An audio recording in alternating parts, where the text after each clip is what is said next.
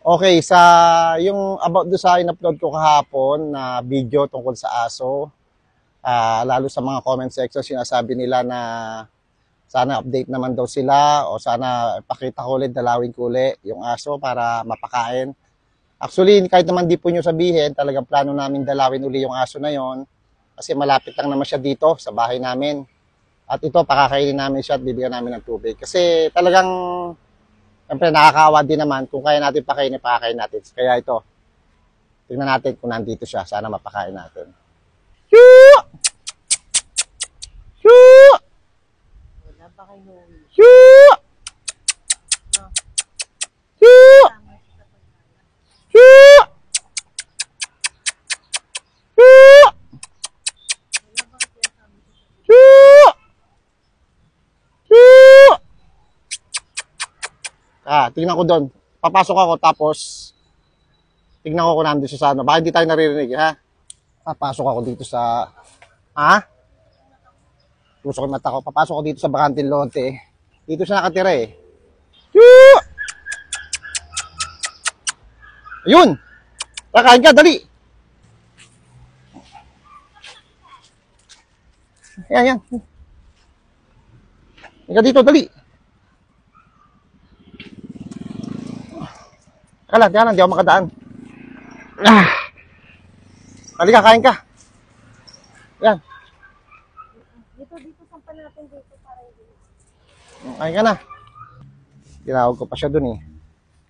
Kain ka na, dali. Tubig niya, oh. Ayun, tubig niya kahapon. Kain ka muna, dali. Nauuhaw nga.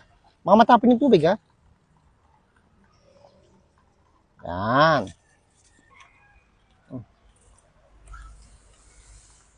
Nandun siya sa loob ng ano niya, parang barracks nila. Maselan. Ito, ah. Ay.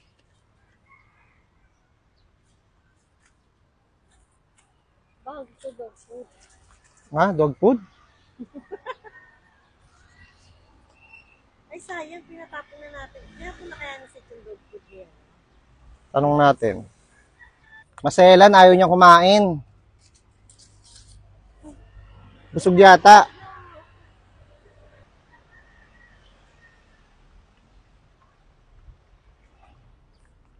Anong lapitan? Maselan! Kain ka na dun! Dali na!